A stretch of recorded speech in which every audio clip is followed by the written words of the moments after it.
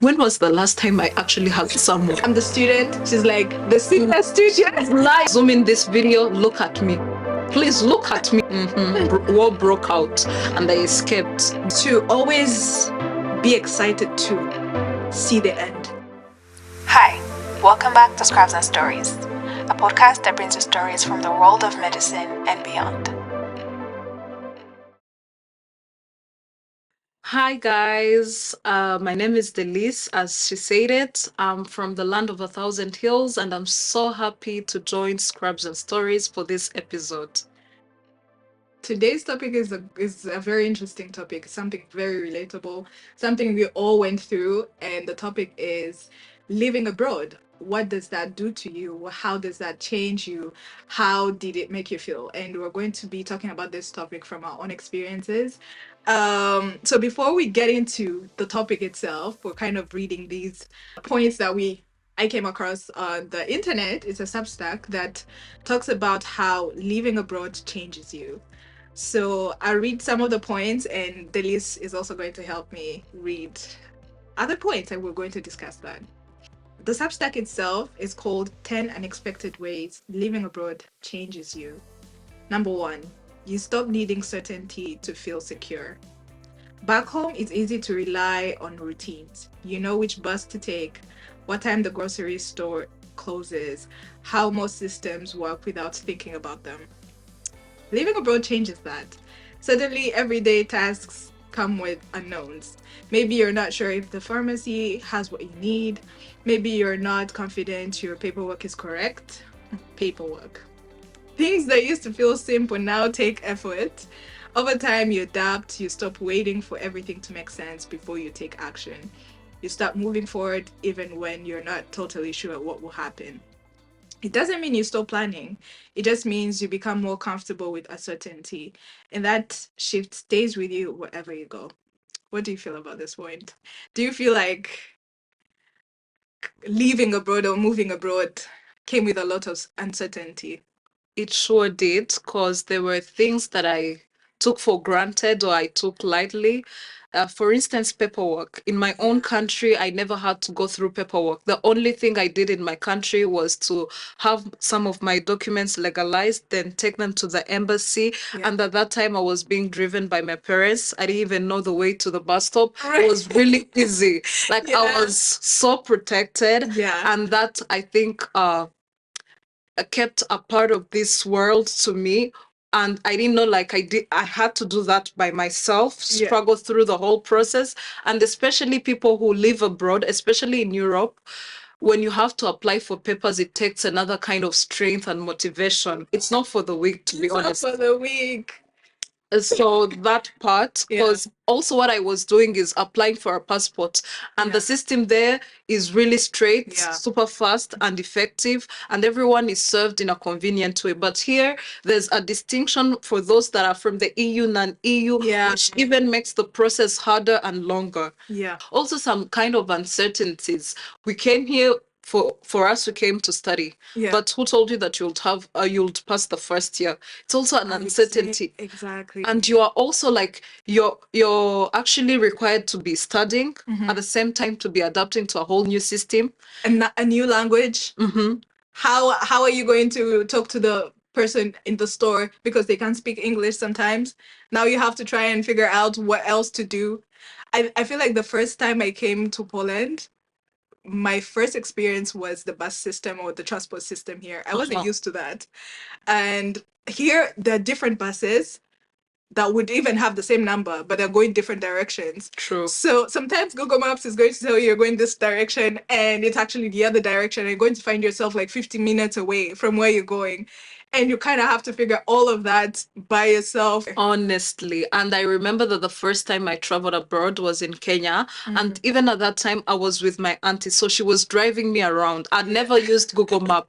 So even when they were showing me things, oh my God. And I was with a girl. When I first relocated abroad, I was staying with a girl who was used to this whole system. She had stayed abroad for quite some years. So it was me who was new to the whole system. And she would tell me, actually, you lack a sense of orientation. This is so easy. How come that you don't know it? Yeah. But in Rwanda, you just in my country, I used to ask a motorbike guy, where's this place? Yeah. Or if it's someone driving, you tell them because they literally know everywhere. Yeah. They know every place in the country, and then you tell them just keep driving ahead of me, and I'll just keep following you. Yeah. Which was Everyone knows everywhere, so it's easy to ask a person and they'll know exactly where you're going. yeah, and because of the sense of community, Right. it's not like there you can ask someone, anyone. Yeah. But being abroad, and adding to that, that people don't use English as their first language. Yeah. Then you approach them, they're like, "What are you saying, you foreigner?" Yeah. You're asking.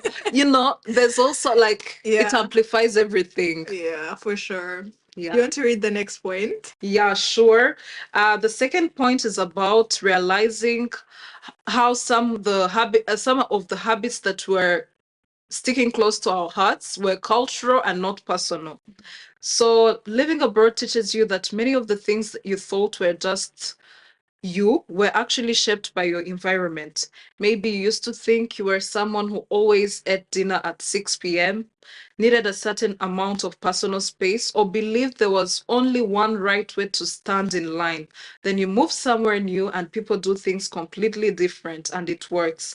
You begin to notice how many of your routines and values were not universal, but local. And that realization is both humbling and freeing. It helps you let go of rigid definitions and opens you up to different ways of living. And once you see that, you start becoming more flexible, more observant, and more open minded. This is something so relatable. Yeah.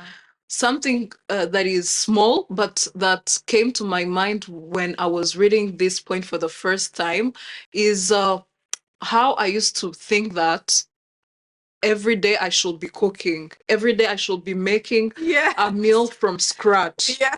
And something that was stored in the fridge Yeah. is not has less nutrients. Who told me that? It was just cultural. Who told me that I could not eat something that I've meal prepped, Yeah. veggies that are healthy, a meal that's healthy that I've meal prepped ahead of time, Right. and then take it from there, warm it in the oven, and make something like there. Of course, there are foods also, guys. This is one of the benefits you get when you're on this podcast. You get Yeah. to learn things that you don't put in the fridge.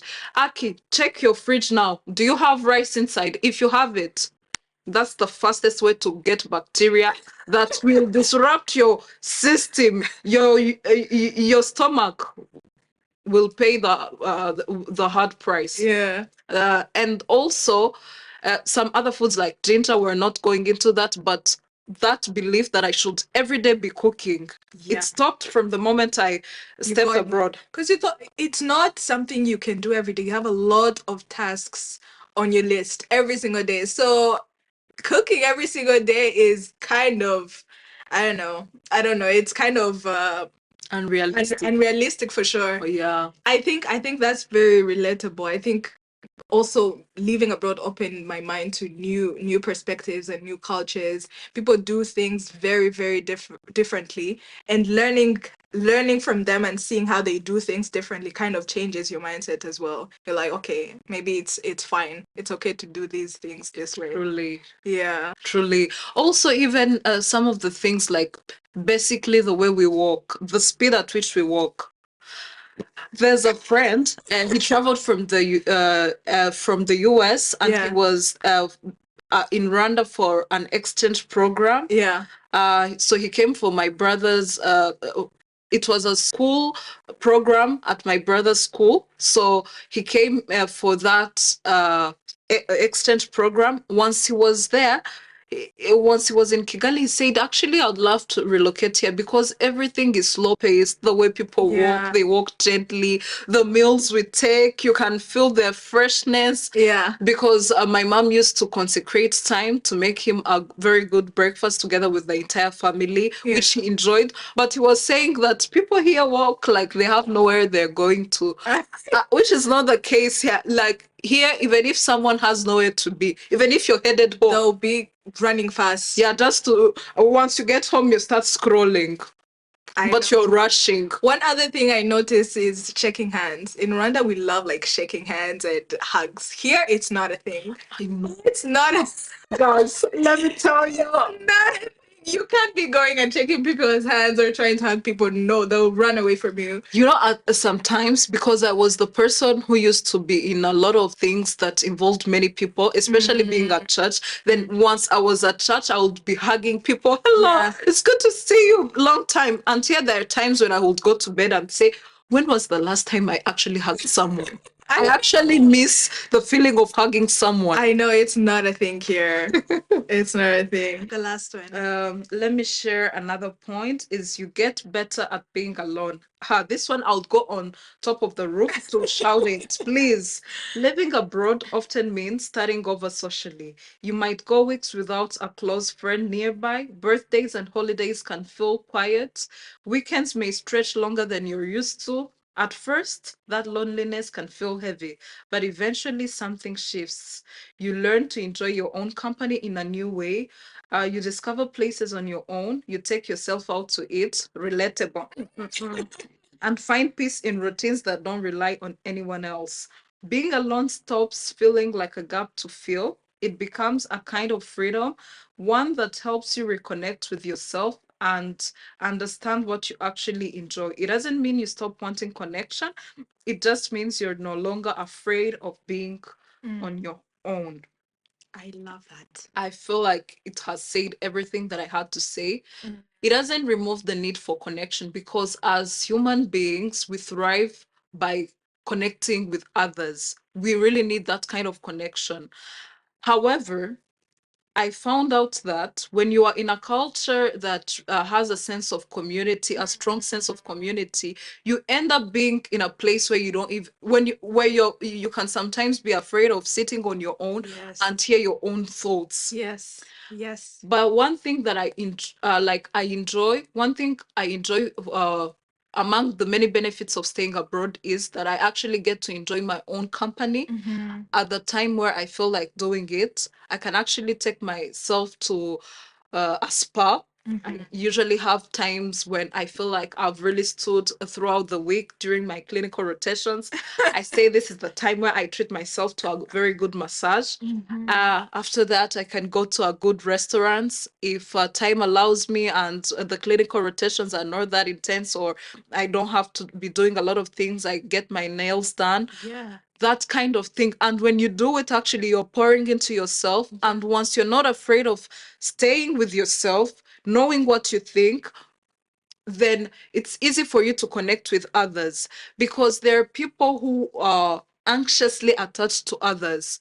It feels like if you, Samira, you're my close friend, and then every weekend I'm not seeing you, it feels, oh, we're not talking each week, then Yeah. it feels like Samira is no longer my friend. Yeah. Honestly, she's not there for me. No, I understand that we have different schedules in our lives, we're busy, but also the fact that you get to be on your own. I highly encourage anyone watching in whatever part of the world you're in, please find time to sit with yourself, know what you think, know your non-negotiables, learn, actually invest in self-development, read books. I've started reading books. Actually, I need to understand why some people behave the way they behave.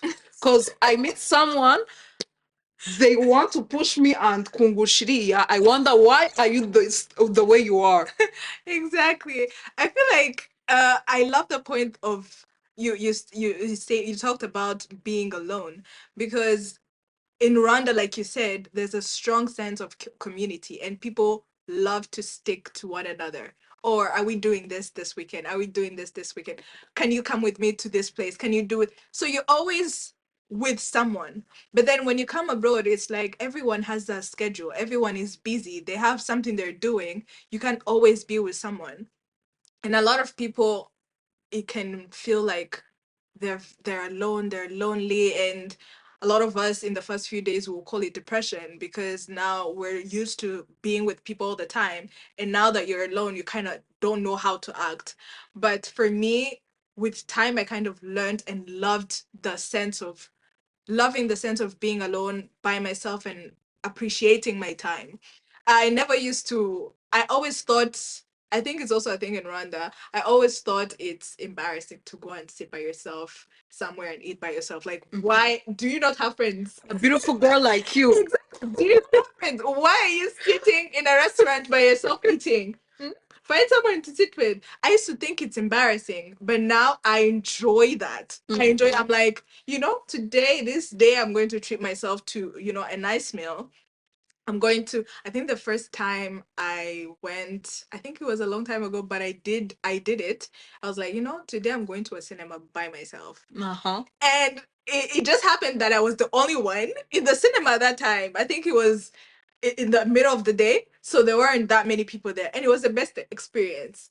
But now thinking back, I'm like, this is not something I would have done like years back because I thought it was embarrassing to be by myself. People would think you don't have any friends, you don't know. Enjoying your time, learning to enjoy your time alone and making the best of that time to actually make yourself better is the best thing you can ever do to yourself.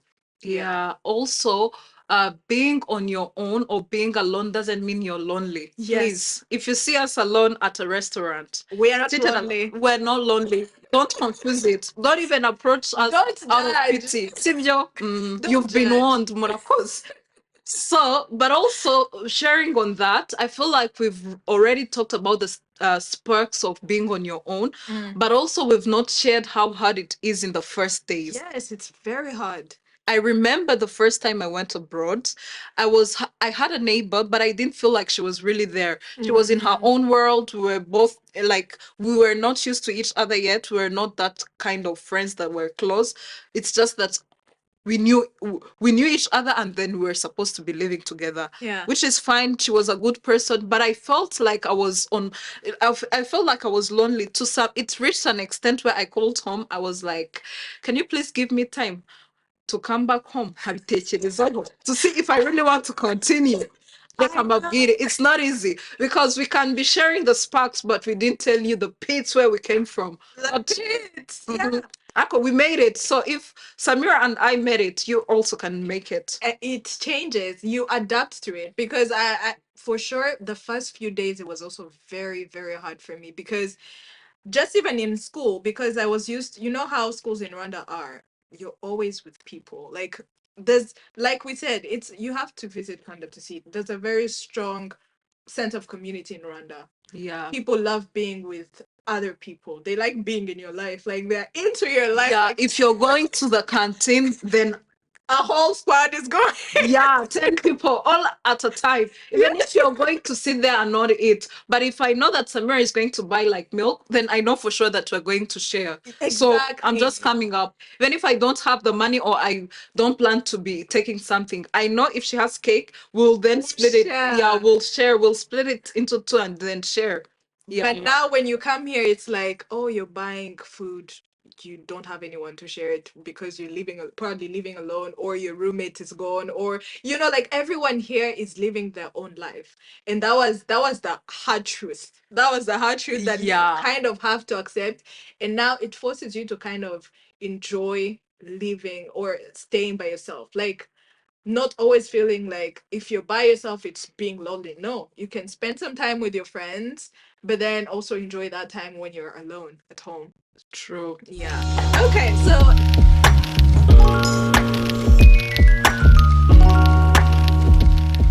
let's get into what brought us abroad. How did we move here? I've already kind of talked about my journey to med school, how I finally moved here, and I would love to hear your story, Delice. How did you think of going abroad, moving to study medicine abroad? Thank you. So it's an interesting question, but I have first to mention that I always knew that I wanted to pursue a career in medicine. And that's what led me, even when I was choosing the combination. By combination, I mean the set of courses that I was going to do in high school. I chose math, chemistry, biology because I knew for sure that I wanted to become a doctor. How? Like from what age? Very young? I think growing up, let me share that. I have an uncle. He's the direct brother, like the immediate younger brother to my dad. He's a medical doctor, and he was someone who was was super present in my life, very loving. If I had some children issues, like, you know how children fall sick, they ate something that they shouldn't have eaten, then we'll go to his office, he'll take good care of me. Then I felt like if he's doing this kind of thing, I would always tell him, me too, I'm going to become a doctor. And also, let me tell you guys, scrubs and stories, what you confess is what you possess. If you confess that, can I make it, that's what it's gonna be for you. But if you say something out loud, the universe agrees with you, we all agree with you. So speak positively into your life. So I'll always say that I'm gonna become a doctor. And then when time came for me to choose a path, I chose math, chemistry, biology. So because I was choosing a school where physics was not there, I had to choose math. But I found that I was more talented in physics than I was in math. But either way, I got through high school, graduated, and then we got our marks. But in my country back there, it's super competitive to get into medicine. Like the spaces there are few. We have many more.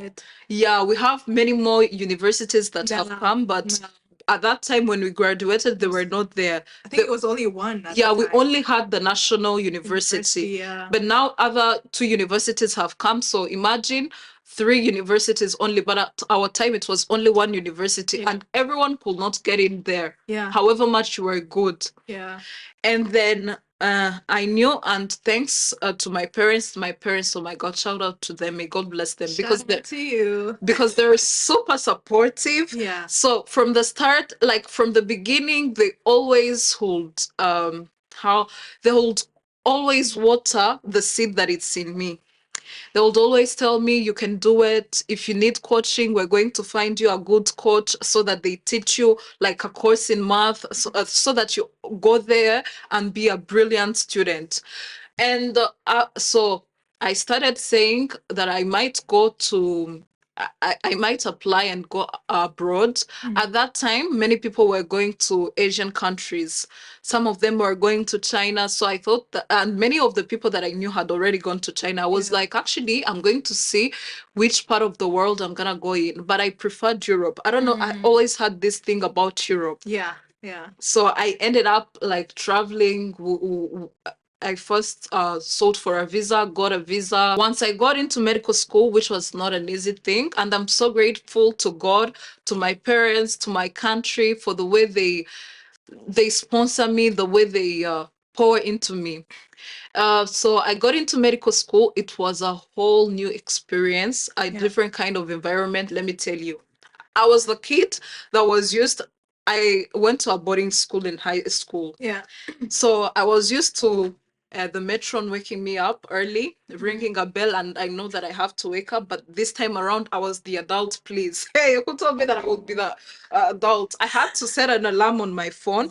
Once it rings, I knew that if I snooze it or whatever I do, I had to wake up ultimately. Then get ready, go to school. I remember one of the things I never remember is bus 25. I used to get on bus 25. It was super packed. I think it was carrying the whole city. And there, like, in this side of the world, punctuality is really something big. You cannot be 10 minutes late and show up like that. You're late 2 seconds, the bus is gone. And if it's gone, you have another 20 minutes. Wait. So I used to wake up, dress up, get ready. And one thing is that I used to take time, getting ready, like trying to do my makeup and what's not. But this time around, I didn't have time for that because every day I was super tired. It's like I was running low on sleep. I had a debt in sleep. So you know how you have a sleep date and then you don't pay it, and even the next day it keeps on accumulating until the weekend shows up. So that was my experience. And once I moved abroad, I can say that I hadn't had to cook my own meals. So I had to do that, make the planning, and oh my God, respect to mothers that tailor, like, the timetables of what people are going to be eating. Because I thought it was easy. Until I was supposed to be feeding one person, but it was super hard for me. Every time I'm like, what do you mean? So last time I ate chicken, what do I eat now? Exactly. Like thinking about what you're going to eat every single day. It sounds like an easy task, but when you actually have to do it, oh no. So when you moved abroad, you moved by yourself. You're all by yourself. You didn't know anyone here in Europe. Yeah. Okay. So that's the thing I told you about, guys. When I moved, I didn't know anyone in that country except the guy that I had carried for a package. And that time I didn't know about how kgs, like if you gave me 1 kg and you would transport it for me in another country, how much of a big deal it is. So Yeah. it's a guy that we were neighbors and we had gone to the same high school, but he didn't come to get me to pick me up from the airport. That's why I told you that's where my agents come in. They took me to their place, and at some point I was like, how is a young girl like me in the house of 2 men? I don't even know them. I haven't seen them before. They were even kind. They gave me a bottle of water. They brought me a bottle of water, and guess what? I was afraid. I was like, this is where Been a shock. it gets spicy. I was like, what does this water contain? Yeah. Maybe that they want to drag me like the movies that I've watched, and once I lose consciousness, they do whatever thing they want to do to me and Yeah. harm me. So what I did is like, so for them to know that for them to be sure that I don't suspect anything from them, I just took the water, opened the window, and poured out. They weren't seeing. They were No, no, no, no, no. Okay. We had a door that was separating Okay. us, and they were coming from a party. They were really tired. Yeah. So, guys, it was not easy. I didn't know anyone, and the only Randis that I got to know, they were busy. I think the Randis that was there was in his final year, two of them, and I think I can say that they did the best that they could do. But it's me who had to adapt. Yeah, you still have Eventually. to adapt. Yeah, truly. And also trying to adapt, but also you're going through med school. The first few years are very hard, like first year, second year, it's hard. So you're literally dealing with a lot in just in such a short period. Also, let's talk about the weather, the change of the weather. School here starts usually during like October. That's when most schools start, and that's when the cold is actually starting to creep in. I was never used to the weather. In Rwanda, it's usually the coldest you can get is like what? 20? Like the coldest, maybe like 13 if it's really cold. Yeah. And then the hottest you can get up to maybe 30. These days it's getting really hot. But here, seeing like how cold it was, and you have to go to school in the, literally in the middle of the night. It was really hard for me as well. How did you adapt to the cold, the weather here? So one thing, I think I didn't give as much attention to how cold it was because of the effect it was having on my skin. Please, if you want to stop or pause and zoom in this video, look at me. Please look at me. I am the result of the grace of God, but also the cold weather, the winter weather. Yeah. My ENT doctor, for those who don't know who an ENT doctor is, it's an ear, nose, and throat doctor. I would usually go in for visits for my appointments. I had this thing of sneezing a lot. So because of the way I was sneezing, he told me that once I move to a country that had a different type of climate or weather, then that the symptoms would subside, which is what happened. Once I moved, then everything disappeared. I was no longer sneezing. I was no longer having these seasonal allergies. There are times where I am a person with eczema. Sometimes I would have an eczema flare up. Yeah. But once I stepped in the promised land, Murakoz, everything disappeared. My skin cleared So up. for you, it was a good transition for you. You The cold, I could still feel it in my bones, but the impact on my Yeah. skin was it was way more important than than the cold. yeah A getting win to is a win. yeah, truly, a win is a win. I tell you guys. Okay, now that we've talked about how we moved abroad and stuff, let's talk about our experiences in medicine. We met in summer, like it was a summer clerkship Yeah. that we were doing in Rwanda. And I would love to actually hear your opinion, how you saw the medical system here and there, like practicing here and practicing there. How did you feel like there was a huge difference when you first moved there to work and do your clinicals there?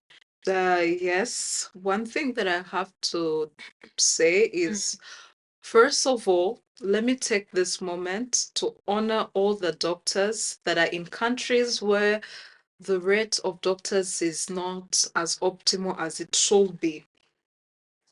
Because though everywhere in the world basically we're saying we have a shortage of There's a shortage doctors, of doctors, yes. but there in other there are some of there are some parts of the world where that shortage is more pronounced, I would say. Yes, yes. And I think that once I was there back home, the internship was challenging.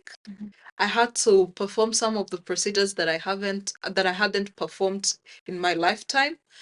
But also the good thing, let me start with the good thing. The good thing is that I could be able to communicate with people in a Yes. language that I can easily understand without having first to think, double think. Yeah, it was simple. I would ask you, how do you feel?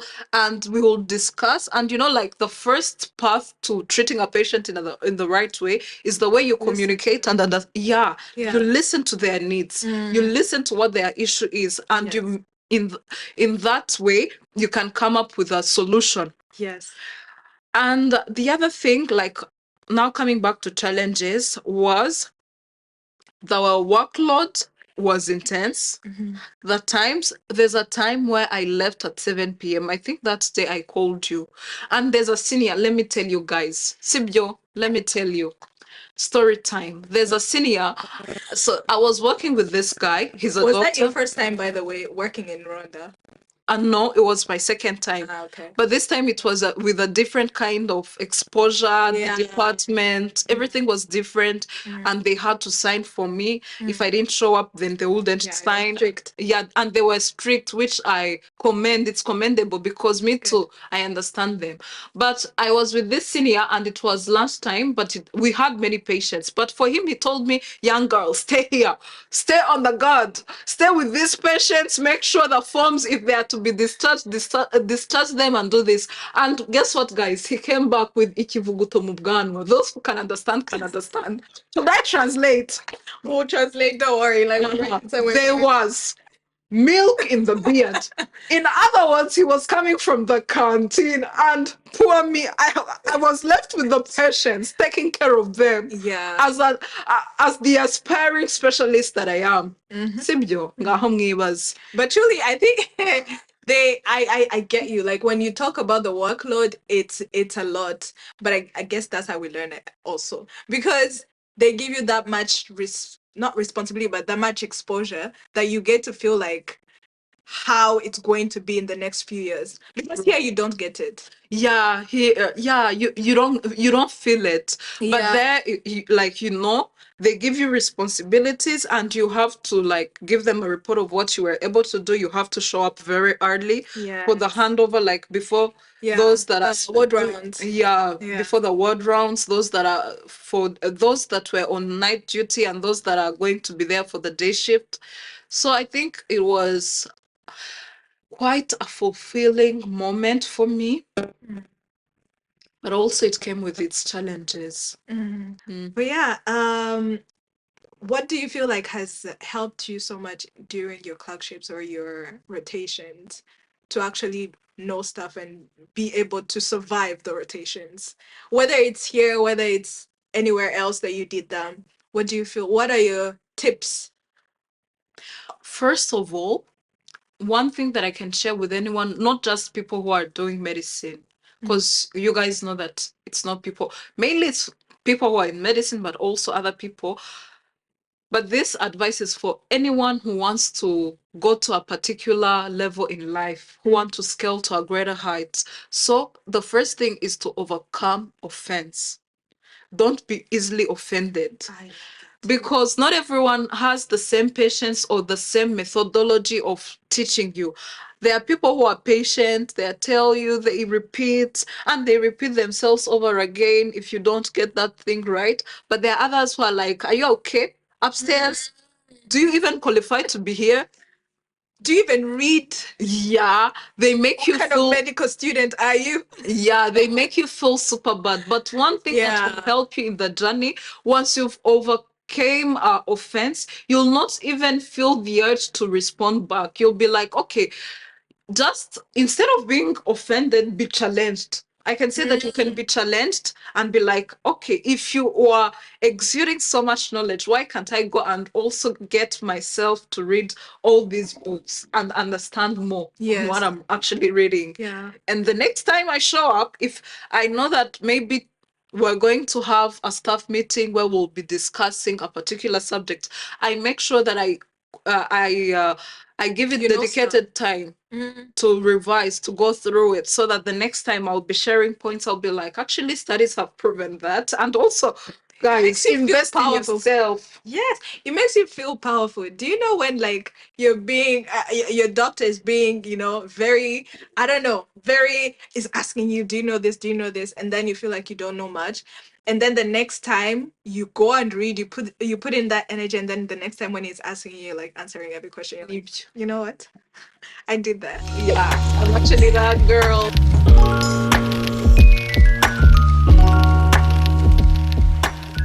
So Delice, now we're 6 years in.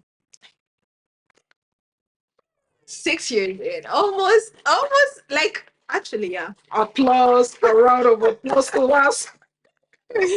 We're almost done, right? Um, what would you tell your younger self starting medical school? Obviously, we also talked about living abroad. So if you put all of that together, your academic, academically and also socially, what would you tell your younger self to going through medical school? Okay. Thank you for that question. It's tricky. It's a packed question, but one thing that I've learned in this journey, first of all, is to be determined and not to give up even in the midst of challenges. Because as you know, I had to change schools, and as a result of that, transferring from one school and going to another. And guys, it's not because I had failed. It's because the country I was in had a war. War broke out and I escaped. But here we are. And we don't even have scars, not scars. Survivors. No, corridors. So we're doing well. We're doing well. Actually, we're doing fine. Yeah. But from that, I learned like how not to give up. And What was that transition like for you? Was it scary during that time? Very scary for you? Did you even know you're going to get another medical school? it was a season full of questions, but I found that having like a place, being grounded into belief, because I believe in God. So I knew that the God who had started a good work in me would carry it to completion. So one thing I was assured of or sure of was that I will finish, because my God is someone who starts something and he completes it. So there was no way I was going to live there stuck or you know, I knew that God will bring me to a fulfilling end, a successful end. Also, so the first thing is being determined and not give up. Also, staying true to self, knowing uh, uh, what are your values. Because in the journey, I've seen many people drift away, not because they were not academically gifted, but because they got involved into things they had no business getting involved in. And knowing your place in this life really helps. Because for me, Sorry. from the start, I knew my place. I knew my place was in school. I knew it was a church in school in my books. Thank you, Murakoze. No, I knew my place, by the grace of God. Koko, whatever we are, it's by God's help. And another lesson, Samira, help me. What lessons actually did you get throughout the 6 years? Throughout this is to always be excited to see the end. If you're in first year, Okay. always envision yourself in sixth year. If you're in first year, envision yourself in third year. Always look at the third years and be like, you know what, I want to get there. And when you keep that excitement in you, it pushes you. Like whatever you're going through, You'll be like, okay, fine, I'll get through it, but I have to see myself through. I have to see myself through. Also, another thing that I really, really learned is to not be discouraged by failure. You go. True. You are definitely, most definitely going to fail a few times in med school.